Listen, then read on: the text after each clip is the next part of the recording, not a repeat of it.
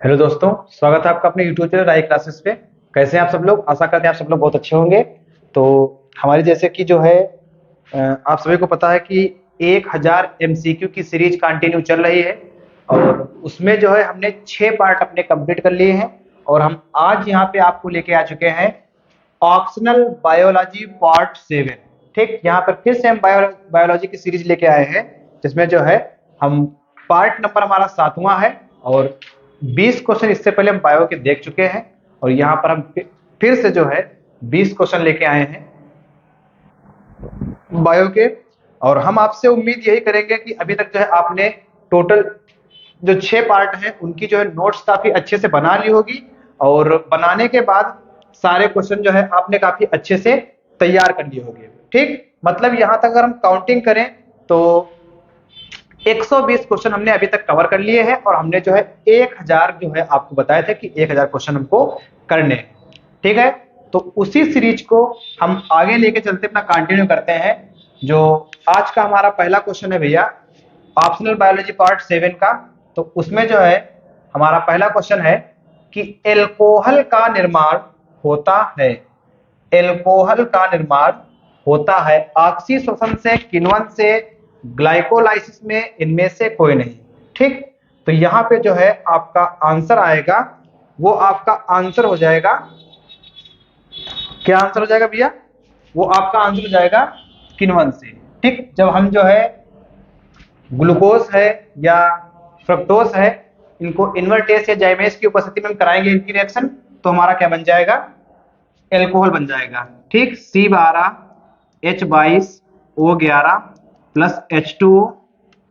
यहां पर अगर हम इन्वर्टेस एंजाइम ले लेंगे, इन्वर्टेस, तो हमारा C6H12O6 प्लस C6H12O6 हमारा बन जाएगा। ये हमारा भैया क्या है? ग्लूकोज है या फिर हमारा क्या है? फ्रक्टोज है। ठीक, इसमें से हम ग्लूकोज या फ्रक्टोज के ले लेंगे C6, इसमें से हम ग्लूकोज या फ्रक्टोज को ले लेंगे तो C6H12O6। ठीक, और यहाँ पे हम ले लेंगे जाइमेस। क्या ले लेंगे भैया? जाइमेस। तब यहाँ पर जो है आपका एल्कोहल बनेगा। यहाँ पे जो एल्कोहल बनेगा आपके जो है 2 अण बन जाएंगे 2C2H5OH और बाकी जो है आपकी जो है कार्बन डाइऑक्साइड वो निकल जाएगी। ठीक, बाकी कार्बन डाइऑक्साइड गैस निकल जाएगी। तो यहाँ पे जो आपका आंसर होगा वो हो जाएगा किण्वन से। एल्कोहल का निर्माण किससे होता है? किण्वन से। इसके बाद आते हैं क्वेश्चन नंबर 2 पर। जो क्वेश्चन नंबर 2 है हमारा भैया आपका कि ग्लाइकोलाइसिस की प्रक्रिया संपन्न होती है, तो कहां पे संपन्न होती है? ये प्रक्रिया हमारी कोशिका द्रव में संपन्न होती है। कहां पे होती है भैया? ये प्रक्रिया हमारी कोशिका द्रव में संपन्न होती है। ठीक है, इसके बाद हम चलते हैं क्वेश्चन नंबर 3 पर। और क्वेश्चन नंबर 3 हमारा जो है कह रहे हैं कि ग्लाइकोलाइसिस के अंत में कितने एटीपी अणुओं का सीधा लाभ होता है? तो यहाँ पे अगर लाभ की बात करेंगे तो सीधे में जो है 2 अणुओं का हमें सीधा लाभ होता है। इसके बाद हम चलते हैं अगले क्वेश्चन पे। क्वेश्चन नंबर हमारा 4 है कि कोशिकीय प्रक्रमों में ऊर्जा मुद्रा है, माइटोकॉन्ड्रिया है, ग्लूकोज है, एटीपी है, पाइरूवेट है। तो यहाँ पे आपका सही आंसर हो जाएगा। ठीक, ये हमारा जो आंसर हो जाएगा वो हो जाएगा एटीपी। इसे जो है ऊर्जा का सिक्का भी कहा जाता है, ऊर्जा का सिक्का भी कहा जाता है। किसको? एटीपी को। Adenosine triphosphate. अगर इसके हम फुल फॉर्म की बात करेंगे तो भैया हमारा फुल फॉर्म हो जाएगा एडिनोसिन ट्राइफॉस्फेट। ठीक, आगे चलते हैं क्वेश्चन नंबर 4 पे। और क्वेश्चन नंबर 4 हमारा जो दिया है कि श्वसनीय मुद्रा, श्वसनीय पदार्थ कार्बनिक पदार्थ है जो श्वसन के दौरान ऊर्जा मुक्त करने के लिए होते हैं। क्या मुक्त करने के लिए? ऑक्सीकरण के लिए। ठीक, ऑक्सीकरण के लिए। इसके बाद हम चलते हैं क्वेश्चन नंबर 6 पर। और क्वेश्चन नंबर हमारा जो 6 है वो है हमारा कि हीमोग्लोबिन महत्वपूर्ण भूमिका निभाता है श्वसन में, उत्सर्जन में, पाचन में और पोषण में। ठीक, हीमोग्लोबिन महत्वपूर्ण भूमिका निभाता है श्वसन में, उत्सर्जन में, पाचन में, पोषण में। तो यहाँ पे जो है आपका आंसर आ जाएगा हीमोग्लोबिन हमारा श्वसन में महत्वपूर्ण भूमिका निभाता है। ठीक है भैया, देर ना करते हुए चलते हैं हम आगे। क्वेश्चन नंबर हमारा 7। क्वेश्चन नंबर 7 में कह रहे हैं कि मानव में गैसों का आदान प्रदान किस में होता है? कूपिका में, कंठ में, श्वास नली में, ब्रोनकाई में। तो जो सही आंसर आपका हो जाएगा भैया, वो आपका आंसर हो जाएगा कूपिका में। किसमें हो जाएगा? कूपिका में। इसके बाद आगे क्वेश्चन नंबर हमारा आज का 8 नंबर, और 8 नंबर क्वेश्चन में लिखा है कि वायु कोश किन कोशिकाओं से बनता है? सल्की उपकला से, स्तंभी आकार से, घनाकार उपकला से, या फिर ग्रंथिल उपकला से। तो जो सही जवाब आपका हो जाएगा वो हो जाएगा सल्की उपकला से। ठीक है, इसको काफी अच्छे से तैयार रखें आप। यहाँ पे आपका आंसर हो जाएगा सल्की उपकला से। आगे चलते हैं क्वेश्चन नंबर 9 कि श्वास नली की लंबाई। क्वेश्चन नंबर 9 जो है आपका कह रहे हैं कि श्वास नली की लंबाई कितनी होती है?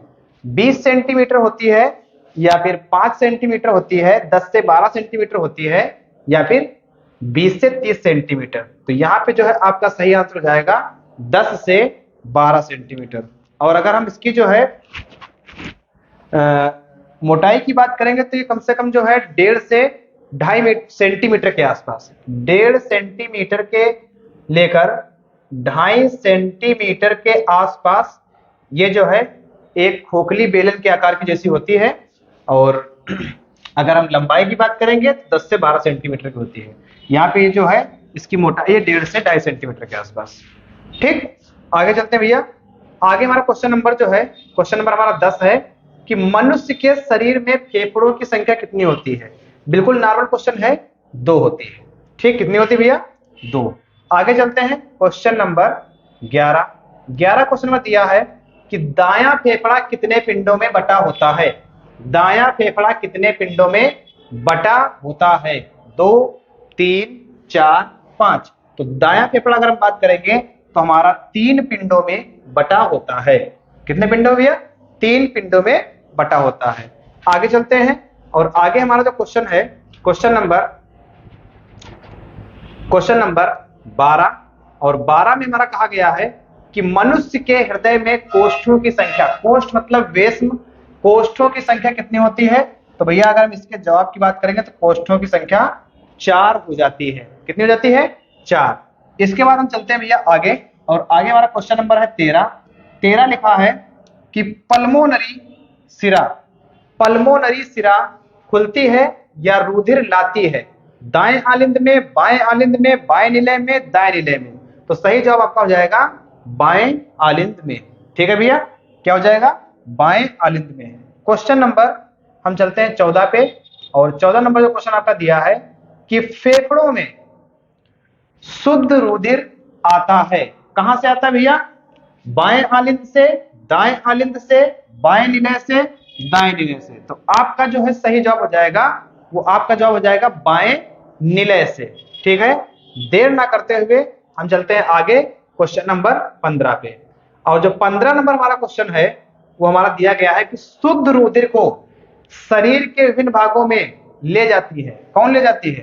ठीक, शुद्ध रुधिर को शरीर के विभिन्न भागों को ले जाती है। इसका आंसर आपका हो जाएगा महाधमनी ले जाती है। कौन ले जाती है भैया? महाधमनी। आगे चलते हैं क्वेश्चन नंबर 16। क्वेश्चन नंबर 16 जो है कह रहे हैं कि मनुष्य के हृदय, जो मनुष्य का हृदय होता है 1 मिनट में लगभग कितनी बार धड़कता है?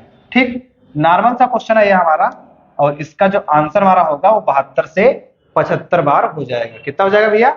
72 से 75 बार। ठीक, आगे चलते हैं, और आगे हमारा जो क्वेश्चन दिया है 17 नंबर, काफी इंपॉर्टेंट क्वेश्चन है भैया, और कई बार आपके एग्जाम में पूछा जा चुका है। क्वेश्चन ये है कि पादपों में जाइलम का कार्य क्या होता है? उत्सर्जी वर्ज्य पदार्थों का संवहन, जल का संवहन, भोजन का संवहन, अमीनो अम्ल का संवहन। ठीक, सही आंसर आपका जो होगा वो आपका हो जाएगा भैया जल का संवहन।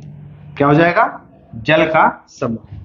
क्वेश्चन नंबर हम चल रहे हैं इसके बाद 18 पे, और 18 नंबर जो आपका क्वेश्चन है कह रहे हैं कि एक स्वस्थ व्यक्ति में सामान्य रक्तदाब होता है 140 से 80, 120 से 80, 135 से 100 और 125 से 115।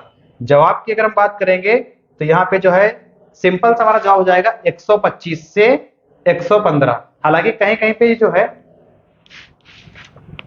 80 से 120 भी होता है, लेकिन जो अगर हम स्वस्थ व्यक्ति की बात करेंगे तो उसका जो है रक्तदाब कितना हो जाएगा, 115 से 125 या 125 से 115 हो जाएगा। ठीक है भैया, और कहीं कहीं पे इसका जवाब 80 से 120 भी लिखते हैं। ठीक, आगे चलते हैं।